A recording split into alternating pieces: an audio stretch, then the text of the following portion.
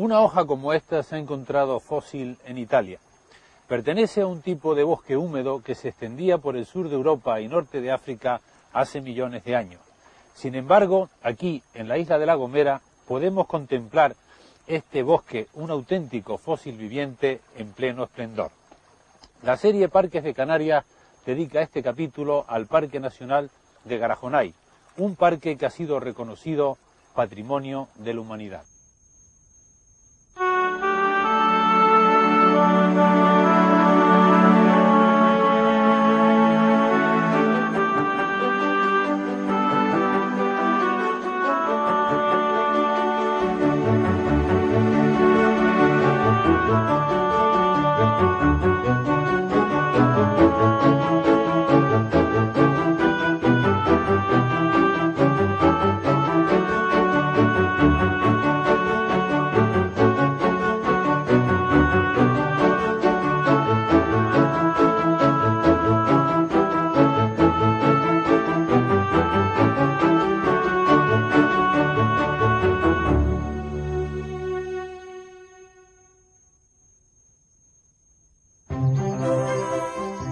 La isla de La Gomera es pequeña y escarpada.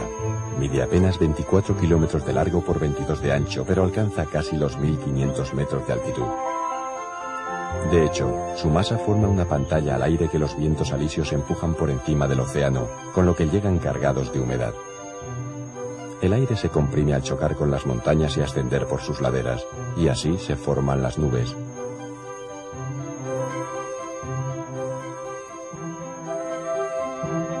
En las cumbres de La Gomera caen unos 800 o 1000 litros por metro cuadrado de lluvia al año, básicamente entre septiembre y abril. Esta pluviometría no justifica la presencia de un bosque siempre verde, de carácter subtropical, que no acusa síntomas de estrés hídrico ni siquiera en verano. Ello se debe al fenómeno conocido como precipitación horizontal o captación de nieblas.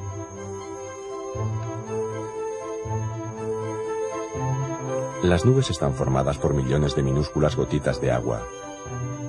Cuando lamen las laderas de la isla, es decir, cuando forman niebla, penetran entre la vegetación y las microgotas tropiezan y se depositan sobre el ramaje en musgos, líquenes y hojas de las plantas.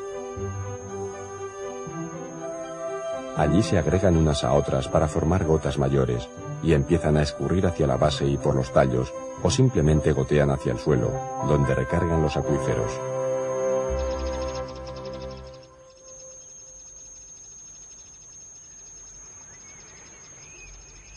Estas precipitaciones ocultas no se pueden medir con un pluviómetro, pero a lo largo del año llegan a aportar de 2 a 5 veces la misma cantidad de agua que la lluvia. Las nubes son literalmente peinadas por la vegetación. Así se nutre de humedad el monte verde, como la llaman los canarios, y al que también le estaría bien aplicado el calificativo de bosque esponja. En Canarias quedan ya pocos bosques donde el agua corre todo el año. Este es uno de ellos.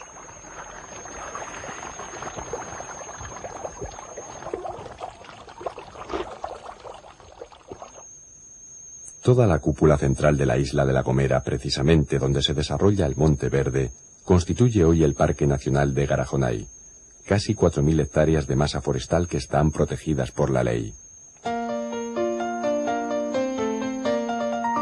El Parque Nacional de Garajonay no es un parque escénico. Hay pocos lugares desde donde contemplar abiertamente la extensión de la laurisilva. La parte alta de la isla es relativamente plana y ofrece pocas perspectivas. Y esto, si es que las nubes lo permiten. No obstante, existe una notable excepción. El acceso occidental al parque se realiza a través de la carretera que cruza la isla y que ofrece una magnífica visión de 3 roques enormes: Ojila, Agando y La Zarcita. Se trata de grandes pitones de dura roca ácida, situados en la misma divisoria de la isla y puestos al descubierto por la erosión. Dentro del parque son los únicos testigos evidentes del pasado volcánico de esta isla, donde hace más de 1 millón de años que no tiene lugar erupción alguna.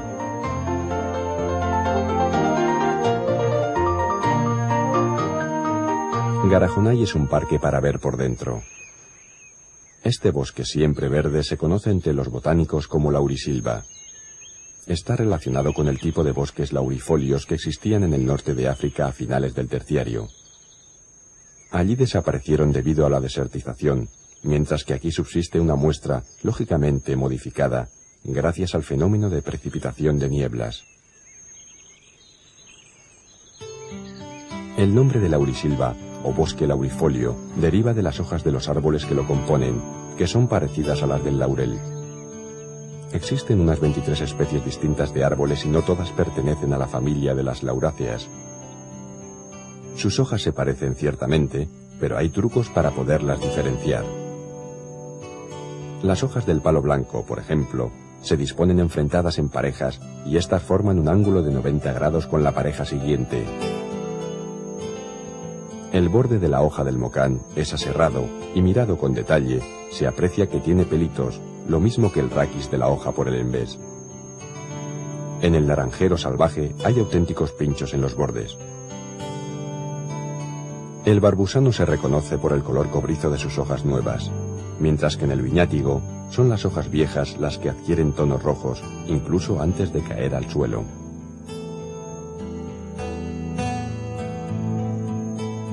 La hoja del sanguino presenta unos bultitos bastante señalados cerca de la base de sus venas principales. En el til también hay glándulas similares, pero solo en la última de las venas, y si se mira por debajo, se comprobará que están llenos de pelitos marrones. Las hojas del peralillo, miradas a trasluz, muestran un retículo bastante abierto, muy diferente del retículo denso que caracteriza a las hojas del loro o laurel de Canarias.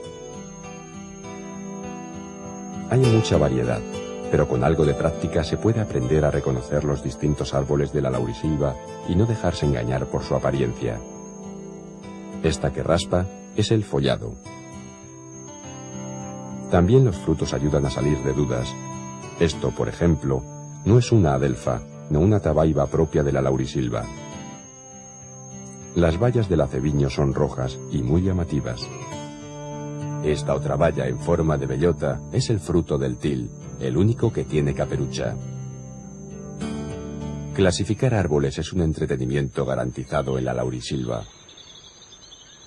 Una hectárea de laurisilva contiene más especies distintas de animales y plantas que una hectárea de cualquier otro tipo de ecosistema en Canarias, el pinar o los cardonales.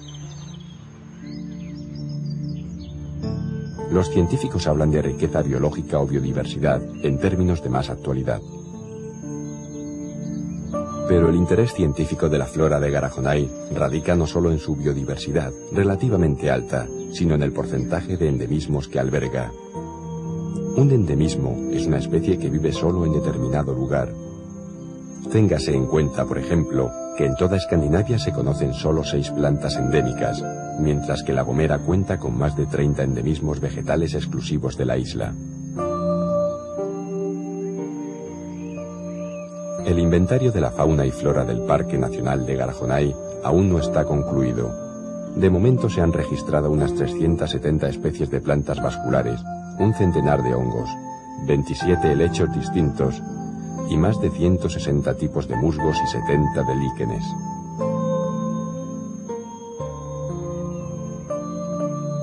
Los musgos abundan lógicamente en un bosque tan húmedo como la laurisilva. Sus esporas no encuentran problema alguno para germinar. En los lugares donde la precipitación de nieblas es máxima, allí donde crecen los tejos, arraigan sobre el suelo, las rocas o los troncos de los árboles. Se forma así un tapiz de musgos que lo cubre todo y que es atravesado por los helechos, hierbitas pasteleras y otras especies altamente higrófilas. Cuando los suelos son profundos, los árboles de la laurisilva pueden alcanzar los 20 metros de altura. Su densa copa reduce mucho la luz en el interior del bosque, a veces hasta el 2 por 1000. En un sotobosque tan sombrío, son pocas las plantas que logran crecer. Es por excelencia el mundo de los helechos y de los hongos.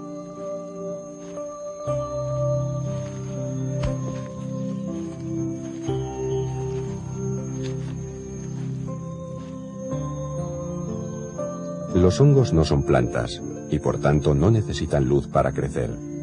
La mayoría de los hongos crecen en la hojarasca o son especies lignícolas, es decir, que viven sobre troncos de los árboles cuya madera les sirve de alimento. Los claros del bosque son ocupados inmediatamente por helechos, que así protegen el suelo de la acción directa del sol. Pero en los claros márgenes de las pistas y en los taludes también crecen varias de las plantas heliófilas, es decir, amantes de la luz, que componen asimismo la laurisilva. Pasteles de risco, cerrajas, poleos, malfuradas, tomillos salvajes y multitud de otras especies incapaces de resistir la sombra prolongada.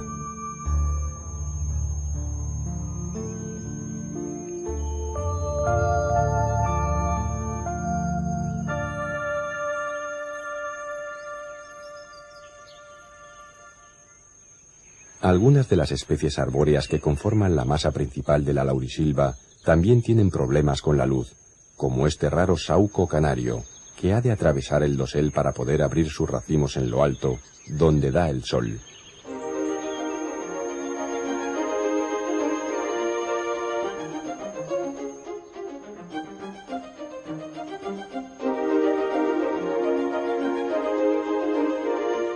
Un lugar donde se encuentran algunos endemismos muy localizados son las escarpadas paredes de los roques. Además de ofrecer mayor luminosidad, estos hábitats son más cálidos, favoreciendo el crecimiento de especies más termófilas como podesos y jaras o este madroñero canario, cuyos frutos son comestibles, aunque más bien insípidos.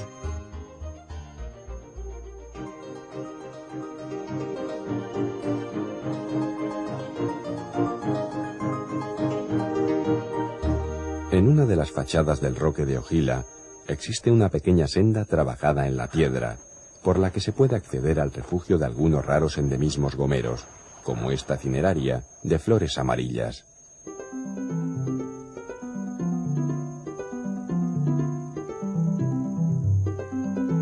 En esta y otras zonas soleadas del parque hay ocasión de ver al lagarto gomero, que no es tan común en la cumbre como en la costa. El macho es el que tiene la cabeza oscura, sin rayas amarillas. Estos reptiles de sangre fría necesitan del calor del sol para subir su temperatura corporal y poder funcionar como Dios manda. La fauna del Parque Nacional de Garajonay es mucho más rica en especies y porcentaje de endemismos que la flora. Aún prosigue su recuento, particularmente el de insectos, con 22 órdenes representados y unas 1.500 especies, cifra que aumenta a cada nuevo inventario. Sin embargo, y a diferencia de las plantas, la mayoría de los invertebrados suelen permanecer ocultos a la vista del hombre, como esta cucarachita arborícola o las tijeretas que viven escondidas entre la hojarasca.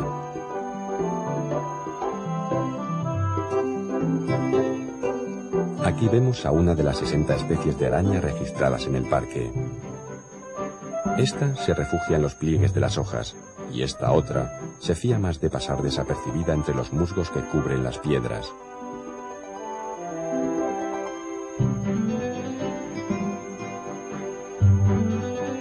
Ninguna de las hormigas encontradas en Garajonay es endémica, pero abundan por todas partes y no dejan rincón sin registrar en busca de comida.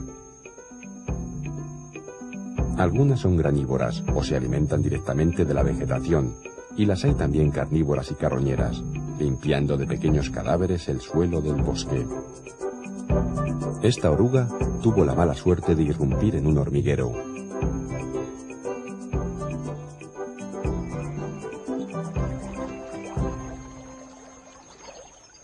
Los patinadores son chinches que caminan sobre el agua sin hundirse.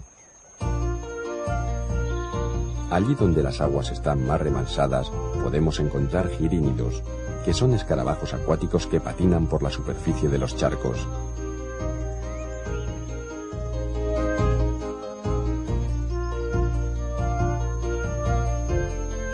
Otros insectos ligados al agua hay que buscarlos bajo las piedras, al borde de los arroyos o cerca de las fuentes. Son muy veloces y también se las ingenian para nadar por el agua si la corriente les sorprende o quedan aislados.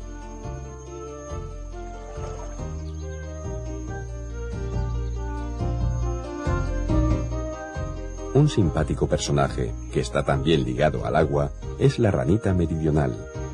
Vive normalmente en las charcas próximas a cultivos y fondos de barrancos más soleados ya fuera del parque, pero sus hábitos arbóreos y perpetua curiosidad la llevan a realizar largas excursiones e internarse en las zonas marginales de Laurisilva.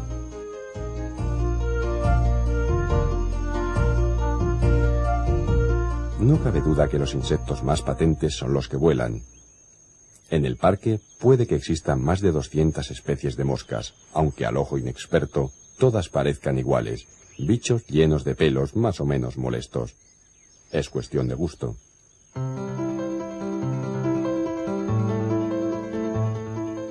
Los abejorros, sobre todo los bombos,